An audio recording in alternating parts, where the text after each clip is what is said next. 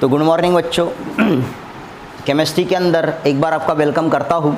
और अपन बात कर रहे थे some basic concepts in chemistry की, लेकिन उसके पहले एक चीज़ मैं आप लोगों को बोलना चाहूँगा। अब होता कुछ इस प्रकार है कि मैक्सिमम बच्चे अपने को कमेंट करते हैं और मैक्सिमम बच्चे ये बोलते हैं कि सर वो आर्टिकल नहीं हुआ, सर ये क्वेश्चन आपने नहीं पढ़ा है, वो क्वेश्चन आपने नहीं पढ़ा है। तो बच्चों ये जो क्लास अपन कर रहे हैं ये ऑनलाइन क्लासेस है। अब ऑनलाइन क्लासेस के कुछ लिमिटेशंस होता है। हो सकता है ऑनलाइन क्लासेस के अंदर कोई एक आध आर्टिकल या एक आध क्वेश्चन आपको समझ में ना आए, लेकिन जब अपने लाइव क्लासेस चालू होंगे तो सारी की सारी जो क्यूरीज है या ये जो चैप्टर है उसको अपन अच्छे से एक बार पूरा का पूरा रिवाइज करेंगे ही करेंगे।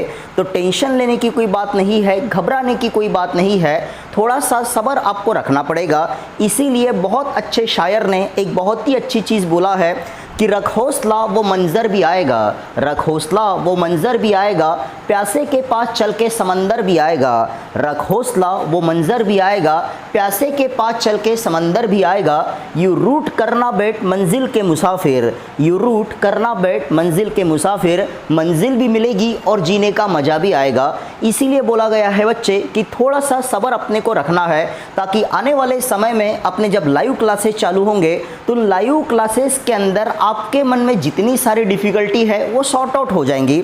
तो एग्जैक्टली इसके प्रीवियस वीडियो के अंदर अपन ने वेपर डेंसिटी की बात की कि आखिरकार वेपर डेंसिटी क्या होती है, और उस वेपर डेंसिटी से रिलेटेड अपन ने कुछ क्वेश्चन भी सॉल्व किए। और मैंने आप लोगों को ये बोला था कि जो बिगिनर बॉक्स नंबर 2 अपने सामने निकल के आया था, उस बिगिनर बॉक्स नंबर 2 के क्वेश्चन आपको सॉल्व करना था बच्चों।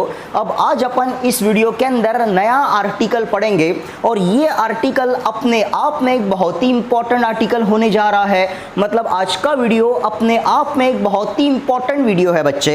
अब आज जो आर्टिकल अपन पढ़ेंगे वो article neat point of view से थोड़ा ज़्यादा इंपॉर्टेंट है। देखा जाए तो जेडब्ल्यू पॉइंट ऑफ व्यू से भी इंपॉर्टेंट है, लेकिन जो नीट के बच्चे हैं, जो नीट के स्टूडेंट हैं, उनके लिए ये आर्टिकल बहुत ज़्यादा मायने रखता है। तो देखो क्या होता है।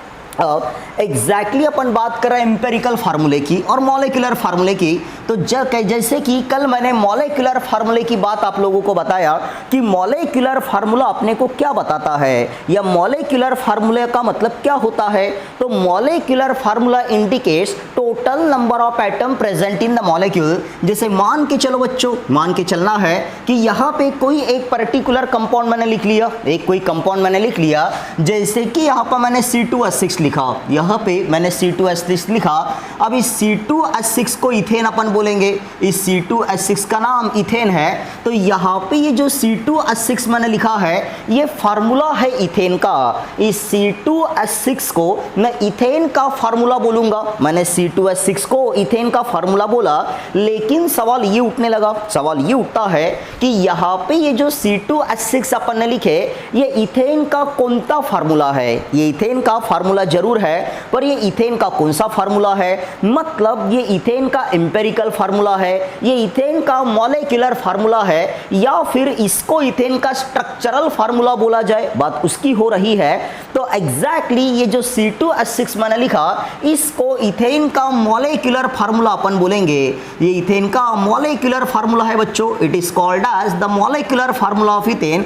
अब सवाल ये उठने लगा कि इसको इथेन का मॉलिक्यूलर फार्मूला क्यों बोला गया, why it is called as the molecular formula of ethane. अब इथेन के मॉलिक्यूलर फार्मूले मेरे को ये बताया कि इथेन के अंदर 2 कार्बन एटम है, इथेन के अंदर 2 कार्बन एटम है, और उसी इथेन के अंदर 6 हाइड्रोजन एटम है। ये मेरे को मॉलिक्यूलर फार्मूले ने बताया। मतलब molecular formula indicates total number of atom present in the molecule. Particular molecule के अंदर कितने टोटल एटम प्रेजेंट है ये मेरे को मॉलिक्यूलर फार्मूला बताएगा। ये मेरे को मॉलिक्यूलर फार्मूला बताता है। मतलब इथेन के मॉलिक्यूलर फार्मूले ने मेरे को ये बताया कि इथेन के अंदर 2 कार्बन है और 6 हाइड्रोजन है। लेकिन बच्चों यहाँ पे अभी सीन कुछ इस तरह से मैं क्रिएट करने लगा। अब इथेन के अंदर 2 कार्बन एटम, इथेन के अंदर अंदर 2 कार्बन एटम और 6 हाइड्रोजन एटम है। अब इथेन के अंदर जो एटम प्रेजेंट है, इथेन के अंदर जो एटम प्रेजेंट है, मान के चलो उन एटम का मैं सिंपलेस्ट एटॉमिक रेशियो लेने लगा। इथेन के अंदर जो एटम प्रेजेंट है उन एटम का अगर मैं सिंपलेस्ट रेशियो लेने लगा तो ये 2:6 आएगा, 2:6 है। लेकिन 2:6 ये सिंपलेस्ट रेशियो नहीं है, तो यहाँ पर आएगा बच्चों 1:3। यहाँ पे सिंपलेस्ट रेशियो निकल के आया 1:3। और एग्जैक्टली ये जो सिंपलेस्ट रेशियो है, इसी सिंपलेस्ट रेशियो को अपन एम्पिरिकल फार्मूला बोलेंगे। That simplest ratio is called as empirical formula. मतलब अभी इथेन का अगर एम्पिरिकल फार्मूला मेरे को लिखना है तो मुझे सिंपलेस्ट रेशियो लेना पड़ेगा। मैं सिंपलेस्ट रेशियो लूंगा तो जब मैं सिंपलेस्ट रेशियो लेता हूं तो कार्बन 1 दिखता है और हाइड्रोजन 3 दिखता है। तो यहां पे अगर मैंने CH3 लिखा, यहां पे मैंने CH3 लिखा, तो ये जो CH3 है बच्चे, ये जो CH3 है, इस CH3 को अपन एम्पिरिकल फार्मूला बोलेंगे इथेन का। ये इथेन का एम्पिरिकल फार्मूला हुआ। तो एम्पिरिकल फार्मूले का मतलब सिंपलेस्ट रेशियो होता है। एम्पिरिकल फार्मूले का मतलब सिंपलेस्ट रेशियो होता है। और total number of atom present in the molecule मैंने बोला तो उसको जनरली अपन मॉलिक्यूलर फार्मूला बोलेंगे।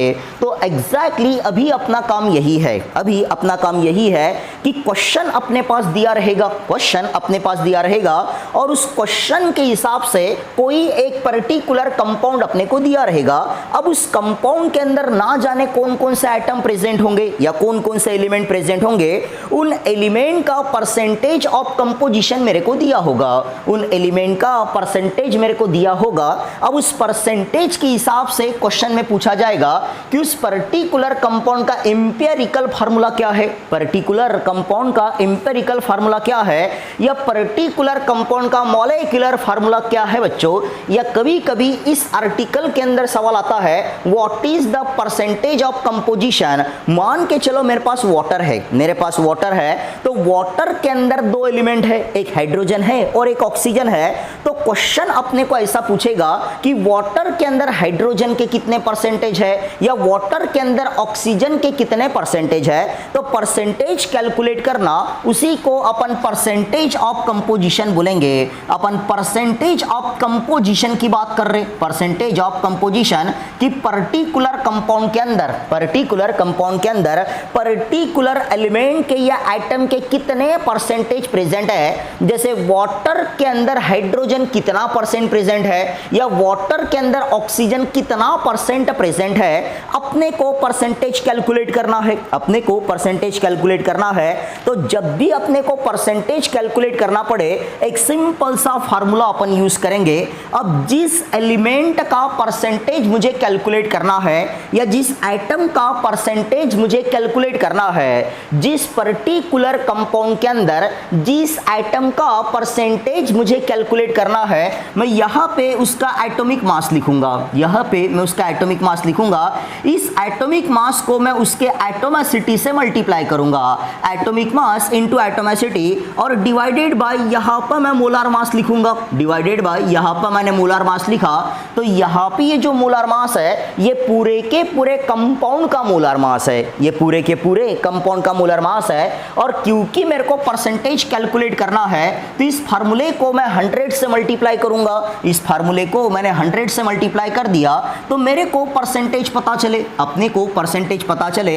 अब यहां पे अपने को परसेंटेज पता चले उस पर्टिकुलर आइटम के जो पर्टिकुलर कंपाउंड के अंदर प्रेजेंट है बच्चों। तो ये चीज अपने को ध्यान में रखते हुए चलना है कि कभी कभार सवाल आ सकता है, सवाल आ सकता है कि अपने पास सॉल्ट दिया है, अपने पास NaCl दिया है, तो NaCl के अंदर Na के कितने परसेंटेज है और NaCl के अंदर Cl के कितने परसेंटेज है। ऐसा सवाल आ सकता है कि पर्टिकुलर कंपाउंड के अंदर पर्टिकुलर एटम कितने परसेंटेज में प्रेजेंट है। और ऐसा अगर अपने को कैलकुलेट करना है तो अपने को इस फार्मूले के साथ जाना पड़ेगा।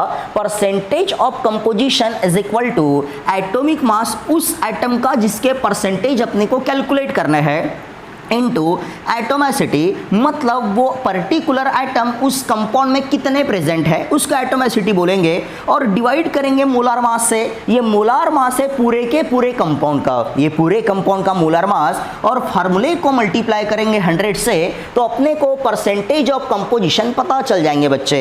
अब इस आर्टिकल के अंदर दूसरी चीज ये निकल के आती है कि इस आर्टिकल में अपने को इंपेरिकल फार्मूला कैलकुलेट करने के लिए बोलता है। अब इंपेरिकल फार्मूला कैलकुलेट करना मतलब अपने को सिंपलेस्ट रेशियो कैलकुलेट करना पड़ेगा, सिंपलेस्ट रेशियो कैलकुलेट करना पड़ेगा। तो इंपेरिकल फार्मूला कैसे कैलकुलेट किया जाता है उसके लिए अपन यहाँ पे टेबुलर मेथड को यूज करेंगे, एक टेबल को यूज करेंगे, और उस टेबल को यूज करके अपन इंपेरिकल फार्मूला कैलकुलेट करेंगे। कैसे करना है वो क्वेश्चन में यहाँ पे लिखूंगा तो अपने को पता चल जाएगा। लेकिन बच्चों कभी कभार एग्जाम के अंदर सवाल ऐसा आता है, कभी कभार एग्जाम के अंदर सवाल आएगा कि अपने को मॉलिक्यूलर फार्मूला कैलकुलेट करने को बोलेगा, अपने को कंपाउंड का मॉलिक्यूलर फार्मूला कैलकुलेट करने को बोलेगा, कंपाउंड का मॉलिक्यूलर फार्मूला अपने को कैलकुलेट करना है। तो किसी भी कंपाउंड का जो मॉलिक्यूलर फार्मूला है वो डायरेक्ट अपन कैलकुलेट नहीं कर सकते बच्चों। जब तक अपने पास एम्पेरिकल फार्मूला नहीं होगा तब तक उसका मॉलिक्यूलर फार्मूला अपन नहीं बता सकते। तो सबसे पहले अपने को एम्पेरिकल फार्मूला कैलकुलेट करना पड़ेगा, फिर उस एम्पेरिकल फार्मूले के ऊपर से अपन मॉलिक्यूलर फार्मूला कैलकुलेट करेंगे। तो एम्पेरिकल फार्मूले के ऊपर से मॉलिक्यूलर फार्मूला कैलकुलेट करने का एक फार्मूला है, molecular formula is equal to n into empirical formula, molecular formula is equal to n into empirical formula मैंने यहाँ पे लिखा। इसको अपन रिलेशनशिप भी बोल सकता है, it is called as the relationship between molecular formula and empirical formula, कि molecular formula is equal to n into empirical formula. अब मैक्सिमम बच्चों को ये सवाल आया होगा कि सर यहाँ पे n कौन है, n को अपन क्या बोलेंगे, तो n यहाँ पे नंबर ऑफ मोल्स नहीं है बच्चों, यहाँ पे n को अपन नंबर ऑफ मोल्स नहीं बोलेंगे, n का मतलब n फैक्टर है, n का मतलब n फैक्टर है। तो n फैक्टर कैलकुलेट करने का फार्मूला अपने पास है, अपन n फैक्टर कैलकुलेट करेंगे कि n फैक्टर का मतलब होता है मोलार मास, n फैक्टर का मतलब मोलार मास होता है, और molar mass divided by empirical mass, molar mass divided by empirical मास मैंने यहाँ पे लिख दिया। अब ये जो मोलार मास मेरे पास है, मेरे पास ये जो मोलार मास है, मोलार मास मेरे को दिया होगा, उस पर्टिकुलर कंपाउंड का मोलार मास या वेपर डेंसिटी अपने को दी होगी, और एम्पेरिकल मास अपन एम्पेरिकल फार्मूले से लिखेंगे, अपन एम्पेरिकल फार्मूला कैलकुलेट करेंगे, और एम्पेरिकल फार्मूले के ऊपर से अपन एम्पेरिकल मास लिखेंगे। मोलार मास या वेपर डेंसिटी अपने को क्वेश्चन के अंदर दे रखी होगी, तो यह से अपन n की वैल्यू फाइंड करेंगे, और n के वैल्यू के ऊपर से अपन मॉलिक्यूलर फार्मूला फाइंड कर लेंगे। लेकिन बच्चों अपने को फाइंड करना पड़ता है एम्पेरिकल फार्मूला, उसको कैलकुलेट करने के लिए डायरेक्ट क्वेश्चन को ही अपने को उठाना पड़ेगा। लेकिन उसके पहले अपन परसेंटेज ऑफ कंपोजिशन का एक क्वेश्चन उठाएंगे और देखेंगे उसके साथ कैसे डील किया जाए। तो अपने पास निकल के आता है इलस्ट्रेशन, अपने पास इलस्ट्रेशन निकल के आया, और इलस्ट्रेशन के अंदर अपने सामने इलस्ट्रेशन का एक क्वेश्चन निकल के आता है, क्वेश्चन नंबर 28। मैं इलस्ट्रेशन के क्वेश्चन नंबर 28 की बात कर रहा, और इलस्ट्रेशन के अंदर जो क्वेश्चन नंबर 28 है, ये क्वेश्चन नंबर 28 पेज नंबर 14 पे दिया है बच्चों। और मैंने पहले ही बोला था ये आज का जो वीडियो है, ये वीडियो नीट के बच्चों के लिए बहुत ही यूजफुल रहेगा, बहुत ही हेल्पफुल रहेगा। तो बराबर देखिएगा मैं क्वेश्चन को कैसे सॉल्व करता हूं। अब क्वेश्चन के अंदर अपने को बोला है find the percentage of composition, question के अंदर बोलता है find the percentage of composition, find the percentage, अपने को परसेंटेज ऑफ कंपोजिशन कैलकुलेट करना है। Find the percentage of composition, find the percentage of composition of each element, of each element, of each element present in a glucose, of each element present in a glucose। मतलब अपने पास glucose है, अपने पास glucose है, तो glucose के अंदर जितने सारे एलिमेंट प्रेजेंट है, ग्लूकोज के अंदर जितने सारे एलिमेंट प्रेजेंट है, उन सभी एलिमेंट का परसेंटेज अपने को कैलकुलेट करना है। इसका मतलब अपने पास ग्लूकोज दे रखा है, अपने पास ग्लूकोज दे रखा है, तो ग्लूकोज के अंदर कार्बन है, ग्लूकोज के अंदर कार्बन है, तो ग्लूकोज के अंदर कार्बन के परसेंटेज कितने हैं, फिर ग्लूकोज के अंदर हाइड्रोजन है, तो ग्लूकोज के अंदर हाइड्रोजन के परसेंटेज कितने हैं, या ग्लूकोज के अंदर ऑक्सीजन है, तो ग्लूकोज के अंदर ऑक्सीजन के कितने परसेंटेज है, अपने को ये कैलकुलेट करना है। तो सबसे पहले मेरे को ग्लूकोज का फार्मूला पता होना, मेरे को ग्लूकोज का मॉलिक्यूलर फार्मूला पता होना। तो जो ग्लूकोज का मॉलिक्यूलर फार्मूला है बच्चों वो है C6H12O6। यहाँ पे मैंने C6H12O6 लिखा, C12H12 मतलब C6H12O6 is called as the molecular formula of glucose. ये ग्लूकोज का मॉलिक्यूलर फार्मूला है बच्चों, इसको ग्लूकोज का एम्पिरिकल फार्मूला अपन नहीं बोलेंगे, it is called as the molecular formula of glucose. अब इस ग्लूकोज के अंदर तीन एलिमेंट है, ग्लूकोज के अंदर तीन एलिमेंट है, पहला है कार्बन, दूसरा है हाइड्रोजन और तीसरा ऑक्सीजन है। तो सवाल ये पूछा है कि इस ग्लूकोज के अंदर कार्बन के कितने परसेंटेज प्रेजेंट है, मतलब ग्लूकोज के अंदर कार्बन कितना परसेंट प्रेजेंट है, फिर उसके बाद ग्लूकोज के अंदर हाइड्रोजन कितना परसेंट प्रेजेंट है, फिर उसके बाद उसी ग्लूकोज के अंदर ऑक्सीजन कितना परसेंट प्रेजेंट है, ये मुझे कैलकुलेट करना है मेरे बच्चे। तो ऐसे कंडीशन में फार्मूला मेरे पास है, ऐसे कंडीशन में अपने पास फार्मूला है कि percentage of composition is equal to atomic mass. जिस एलिमेंट के परसेंटेज कैलकुलेट करेंगे उसका एटॉमिक मास और उसकी atomicity divided by molar mass. तो यहां पे मैं ग्लूकोज का मोलर मास कैलकुलेट कर लेता हूं। मैं मोलर मास ग्लूकोज का पहले कैलकुलेट करूंगा, तो molar mass of glucose, glucose का मोलर मास, तो ग्लूकोज का मोलर मास मुझे कैलकुलेट करना है। ये जो कार्बन है, कार्बन का एटॉमिक मास 12 है, हाइड्रोजन का एटॉमिक मास 1 है, ऑक्सीजन का एटॉमिक मास 16 है बच्चों। तो यहाँ पे कार्बन के 6 एटम है, तो यहाँ पे लिखूंगा 6 × 12, यहाँ पे 6 × 12। हाइड्रोजन के 12 एटम है, तो यहाँ पे लिखूंगा मैं 12 × 1 और प्लस यहाँ पे लिखूंगा 6 × 16। मैंने 6 × 16 लिखा और जब इसको मैं कैलकुलेट करता हूँ, जब इसको मैं कैलकुलेट करता हूँ तो ये आता है 180 ग्राम, ये 180 ग्राम पर मोल आया। मतलब ग्लूकोज का मॉलिक्यूलर मास मुझे पता चला या ग्लूकोज का मोलर मास अपने को पता चल गया जो 180 ग्राम पर मोल है, 180 ग्राम पर मोल है। अभी अपना काम अपन स्टार्ट कर दे, अभी अपना काम अपन स्टार्ट कर दे कि अपने को ग्लूकोज के अंदर जो एलिमेंट प्रेजेंट है उनका परसेंटेज ऑफ कंपोजिशन कैलकुलेट करना है। तो मान के चलो सबसे पहले मुझे परसेंटेज ऑफ कार्बन कैलकुलेट करना है, मुझे परसेंटेज ऑफ कार्बन कैलकुलेट करना है। तो कार्बन के परसेंटेज मुझे कैलकुलेट करना है ग्लूकोज के अंदर। तो फार्मूला मेरे पास है एटॉमिक मास, फार्मूला मेरे पास है एटॉमिक मास। तो ये एटॉमिक मास रहेगा कार्बन का इनटू यहाँ पे एटोमिसिटी है, इनटू एटोमिसिटी है, तो ये एटोमिसिटी भी रहेगी कार्बन की और डिवाइडेड बाय है molar mass, divided by molar mass है। तो यहाँ पे ये जो मोलर मास है बच्चों, यहाँ पे ये जो मोलर मास है, ये मोलर मास रहेगा उस पूरे के पूरे ग्लूकोज का, ये मोलर मास पूरे ग्लूकोज का है। और फार्मूले को मैं 100 से मल्टीप्लाई करूंगा तो यहां से मुझे परसेंटेज ऑफ कार्बन पता चले, परसेंटेज ऑफ कार्बन पता चले। कार्बन का एटॉमिक मास 12 है इनटू एटोमिसिटी।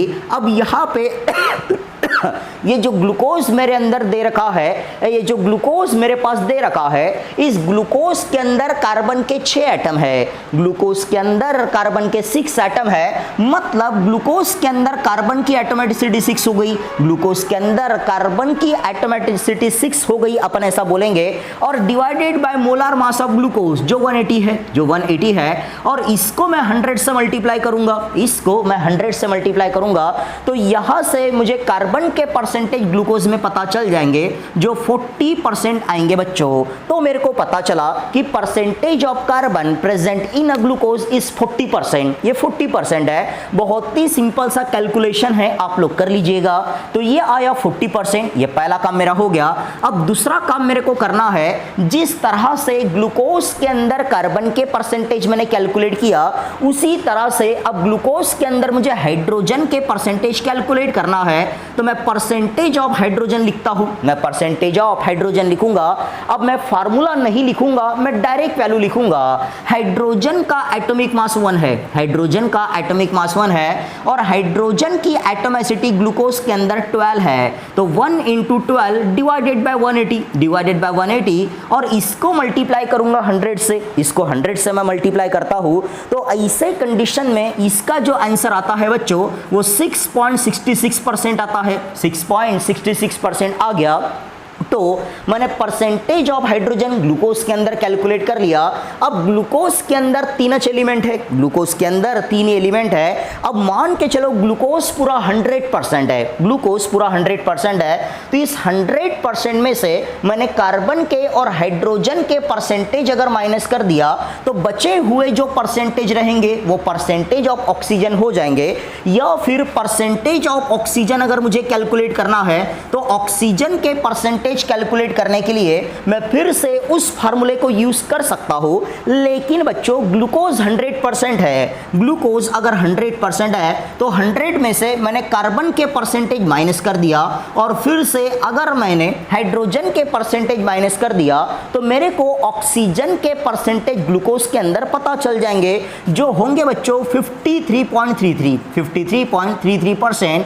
अब ये जो 53.33% आया मैं इस फार्मूले को यूज करके भी कैलकुलेट कर सकता था, लेकिन क्योंकि मेरे को मेरा समय बचाना था इसीलिए अपन ने डायरेक्ट 100 में से अपन ने कार्बन के और हाइड्रोजन के परसेंटेज को माइनस कर दिए।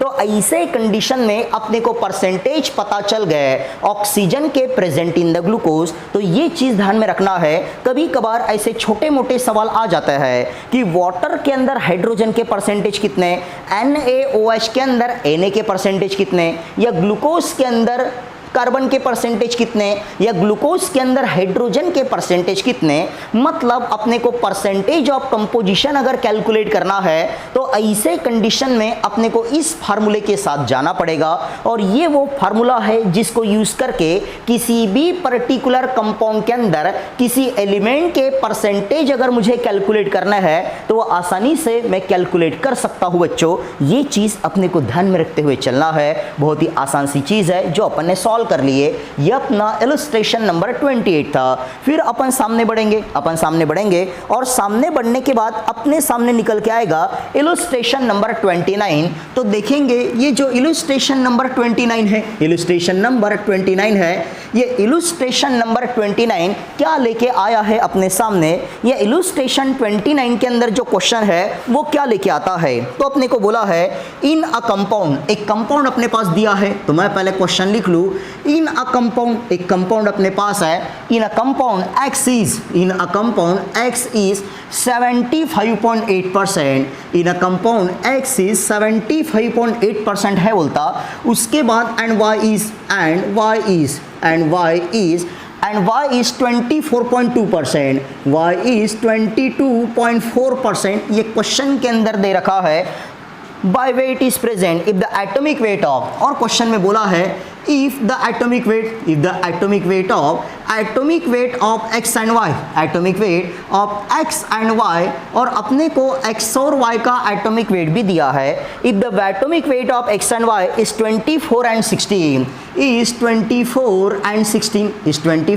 16 दे रखा है respectively, then calculate the empirical formula of compound। और ऐसे कंडीशन में कंपाउंड का एम्पेरिकल फार्मूला अपने को होना। और क्वेश्चन के अंदर ये बोला है कैलकुलेट द एम्पेरिकल फार्मूला, कि अपने को एम्पेरिकल फार्मूला कैलकुलेट करना है। कैलकुलेट द एम्पेरिकल फार्मूला बोला है बच्चों, और एम्पेरिकल फार्मूला कैसे कैलकुलेट किया जाता है वो थोड़ा ध्यान से अभी देखिएगा कि मैं किस तरह की टेक्निक यूज करके यहाँ पे एम्पेरिकल फार्मूले को कैलकुलेट करता हूँ। थोड़ा ध्यान से, अच्छे से और धीरे धीरे देखिएगा।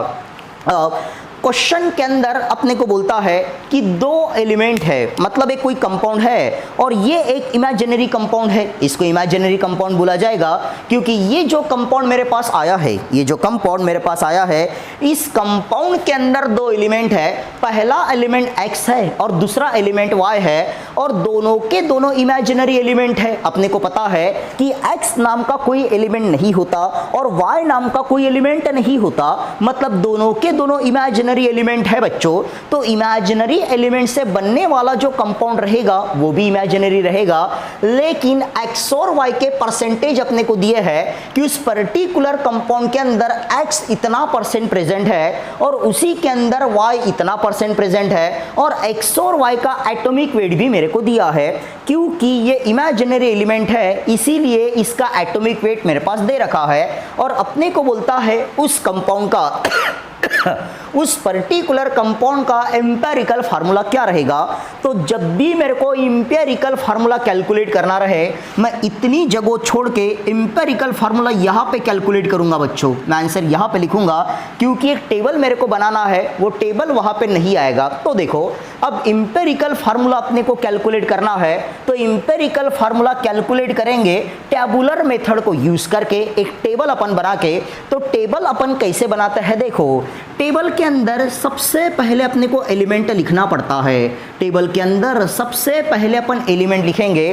तो अभी अपने पास उस कंपाउंड के अंदर दो एलिमेंट दिए हैं, कंपाउंड के अंदर दो एलिमेंट दिए हैं। पहला एलिमेंट x है बच्चों, पहला एलिमेंट यहाँ पे x दिया है और दूसरा एलिमेंट y है। तो यहाँ पे कंपाउंड के अंदर मैं एलिमेंट लिख लूँ तो पहला एलिमेंट दिया है x, पहला एलिमेंट यहाँ पे x दिया है और दूसरा एलिमेंट y है, दूसरा एलिमेंट मेरे पास y है। अब एलिमेंट लिखने के बाद मैं उस एलिमेंट के परसेंटेज लिखूंगा। एलिमेंट लिखने के बाद एलिमेंट के परसेंटेज यहाँ पे लिखे जाएंगे। तो x के परसेंटेज दिए है 75.8, x के परसेंटेज दिए है 75.8 और y के परसेंटेज अपने को दिए है, y के परसेंटेज दिए है 24.2। तो सबसे पहले मैंने एलिमेंट लिखा, सबसे पहले अपन ने एलिमेंट लिखे, एलिमेंट के बाद उस एलिमेंट के परसेंटेज लिखे, परसेंटेज के बाद अपने को एटॉमिक वेट लिखना पड़ता है, परसेंटेज के बाद अपन यहाँ पे एटॉमिक वेट लिखेंगे। अब x का एटॉमिक वेट दिया है 24, x का एटॉमिक वेट 24 है और y का एटॉमिक वेट 16 है, y का एटॉमिक वेट 16 दिया है। अब एटॉमिक वेट लिखने के बाद अपने को एटॉमिक रेशियो कैलकुलेट करना होता है बच्चों। अपन ने एटॉमिक वेट लिख डाले, एटॉमिक वेट अपन ने लिख डाले। एटॉमिक वेट लिखने के बाद अपने को एटॉमिक रेशियो कैलकुलेट करना पड़ता है। एटॉमिक वेट लिखने के बाद एटॉमिक रेशियो कैलकुलेट किया जाता है और एटॉमिक रेशियो कैलकुलेट करने के लिए ये जो परसेंटेज अपने पास है, ये जो परसेंटेज अपने पास है, इस परसेंटेज को अपन एटॉमिक वेट से डिवाइड करता है। तो मैंने परसेंटेज को एटॉमिक वेट से डिवाइड कर लिया, अपन ने परसेंटेज को एटॉमिक वेट से डिवाइड कर लिए। तो जब अपन परसेंटेज को एटॉमिक वेट से डिवाइड करेंगे, परसेंटेज को एटॉमिक वेट से डिवाइड करेंगे तो ऐसे कंडीशन में अपने को एटॉमिक रेशियो मिल जाएगा। और एटॉमिक रेशियो फाइंड होने के बाद अपन फाइंड करेंगे simplest ratio. Atomic ratio find होने के बाद अपने को सिंपलेस्ट रेशियो फाइंड करना पड़ता है बच्चों। और जिस दिन अपने को सिंपलेस्ट रेशियो मिल जाता है, जिस दिन अपने को सिंपलेस्ट रेशियो मिल जाएगा, उसी सिंपलेस्ट रेशियो को अपन एम्पेरिकल फार्मूला बोलेंगे मेरे बच्चे। ये चीज अपने को ध्यान में रखते हुए चलना है। अब देखो, अब अपन ने परसेंटेज लिखे, एटॉमिक वेट लिखे, अब एटॉमिक रेशियो कैलकुलेट करना है, एटॉमिक रेशियो कैलकुलेट करना है। तो परसेंटेज को मैं एटॉमिक वेट से डिवाइड करूंगा। तो परसेंटेज है 75.8, 75.8 और डिवाइडेड बाय लिखता हूं 24, डिवाइडेड बाय मैंने 24 लिखा। और जब ये कैलकुलेशन मैं करता हूं तो ये आएगा 3.1, ये 3.1 आया। फिर यहाँ पे परसेंटेज है 24.2 और डिवाइडेड बाय 16 मैंने कर दिया। तो जब इसको मैं कैलकुलेट करता हूं ये आता है 1.5, ये 1.5 आया। तो इस तरह से मैंने एटॉमिक रेशियो को कैलकुलेट कर लिया। यहां तक आई होप बच्चों किसी को कोई तकलीफ नहीं गई होगी। लेकिन इस स्टेप के बाद, यहां तक पहुंचने के बाद मैक्सिमम बच्चे गड़बड़ कर देते हैं। कैसी गड़बड़ करते हैं, देखो ये एटॉमिक रेशियो है बच्चे, ये सिंपलेस्ट रेशियो नहीं है और मेरे को सिंपलेस्ट रेशियो होना, अपने को सिंपलेस्ट रेशियो चाहिए। तो अब ये जो एटॉमिक रेशियो आया है, ये जो एटॉमिक रेशियो आया है, इस एटॉमिक रेशियो के अंदर जो छोटा नंबर होगा, एटॉमिक रेशियो के अंदर जो छोटा नंबर होगा, मतलब दो नंबर मेरे पास आए हैं, एक है 3.1 और एक है 1.5। तो छोटा है 1.5, छोटा नंबर 1.5 है, तो मैं छोटे नंबर से दोनों को डिवाइड करूंगा। जो भी एटॉमिक रेशियो के अंदर छोटा नंबर आएगा उससे मैं दोनों को डिवाइड करूंगा। मतलब मतलब यहाँ पे 3.1 को मैं 1.5 से डिवाइड करूंगा और साथों साथ मैं 1.5 को भी 1.5 से डिवाइड करूंगा। तो 1.5 को मैंने 1.5 से डिवाइड कर दिया तो 1 आ जाएगा, और 3.1 को 1.5 से मैं डिवाइड करता हूँ तो 15 दूने 30, ये अप्रोक्सीमेटली 2 पॉइंट समथिंग आएगा, ये 2 पॉइंट समथिंग आएगा। लेकिन बच्चों सिंपलेस्ट रेशियो के अंदर जो भी नंबर आता है वो नंबर फ्रैक्शनल नंबर नहीं होना, वो नंबर फ्रैक्शनल नंबर नहीं होना, वो नंबर होल नंबर चाहिए। मान के चलो यहाँ पे 2.1 आया तो भी मैं 2 ही कंसीडर करूंगा, 2.2 आया तो भी मैं 2 ही कंसीडर करूंगा, 2.8 आया तो मैं 3 कंसीडर करूंगा। मतलब यहाँ पे क्लोजेस्ट वैल्यू अपने को कंसीडर करना पड़ेगा। तो हो गया अपना काम, अपने को सिंपलेस्ट रेशियो पता चल गया, अपने को सिंपलेस्ट रेशियो पता चल गया है। और ये जो सिंपलेस्ट रेशियो है, ये जो सिंपलेस्ट रेशियो है, इसी सिंपलेस्ट रेशियो को अपन एम्पिरिकल फार्मूला बोलेंगे बच्चों। That simplest ratio is called as empirical formula. तो सिंपलेस्ट रेशियो निकल के आया 2:1, सिंपलेस्ट रेशियो 2:1 निकल के आया, मतलब 2 है x, तो यहाँ पे x 2 है और y 1 है। तो एग्जैक्टली मुझे इस पर्टिकुलर कंपाउंड का एम्पिरिकल फार्मूला पता चला जो x2y है। तो ये जो x2y आया है ये अपने आप में एम्पिरिकल फार्मूला कहलाता है। तो इसको अपन एम्पिरिकल फार्मूला बोले। तो एम्पिरिकल फार्मूला कैलकुलेट करने के लिए अपन ने इस टेबल को यूज किए और इसी टेबल को यूज करके आसानी से अपन एम्पिरिकल फार्मूला कैलकुलेट कर सकता है। और एम्पिरिकल फार्मूले के ऊपर से फिर मॉलिक्यूलर फार्मूला अपन कैलकुलेट कर सकता है। क्वेश्चन के अंदर मॉलिक्यूलर फार्मूला पूछा होता, मतलब यहाँ पे क्वेश्चन में होता कि what is the molecular formula, तो भी अपन एम्पिरिकल फार्मूला कैलकुलेट करते और उसके हिसाब से मॉलिक्यूलर फार्मूला लिखते। जैसे कि मान के चलो एक क्वेश्चन मैं लिखता हूँ, एक ऐसे ही क्वेश्चन मैंने लिख लिया, ये इलस्ट्रेशन का क्वेश्चन नहीं है, ये ऐसे ही क्वेश्चन मैंने लिखा है कि क्वेश्चन के अंदर अपने को ये बोला है कि एम्पिरिकल फार्मूला, अपने को एम्पिरिकल फार्मूला होना, एम्पिरिकल फार्मूला ग्लूकोज। क्वेश्चन के अंदर बोला है कि ग्लूकोज का एम्पिरिकल फार्मूला क्या है, ग्लूकोज का एम्पिरिकल फार्मूला क्या है। अब ग्लूकोज का मॉलिक्यूलर फार्मूला मेरे को पता है, मेरे को ग्लूकोज का मॉलिक्यूलर फार्मूला पता है बच्चों, C6H12O6। It is called as the molecular formula glucose, ये ग्लूकोज का मॉलिक्यूलर फार्मूला है। अब मेरे को एम्पिरिकल फार्मूला होना, मेरे को एम्पिरिकल फार्मूला होना मतलब मेरे को सिंपलेस्ट रेशियो होना, अपने को सिंपलेस्ट रेशियो होना। तो यहाँ पे रेशियो है 6:12:6 का, ये एटॉमिक रेशियो है, ये एटॉमिक रेशियो है। लेकिन ये सिंपलेस्ट फॉर्म में इसको मैं कन्वर्ट करने लगा तो यह आएगा 1:1:1:2:1, ये 1:2:1 आएगा। इसका मतलब यहाँ पे मुझे एम्पिरिकल फार्मूला पता चला CH2O। तो यहाँ पे ये जो CH2O निकल के आया, इस CH2O को अपन एम्पिरिकल फार्मूला ग्लूकोज बोलेंगे। तो यहां तक आपको अच्छे से ध्यान में रखते हुए चलना है बच्चों। अपन ने इलस्ट्रेशन नंबर 29 कर लिए, फिर देखते हैं इलस्ट्रेशन नंबर 30 क्या लेके आता है। लेकिन तब तक यहां तक पूरा का पूरा अच्छे से आप लोग कॉपी करके रखिए।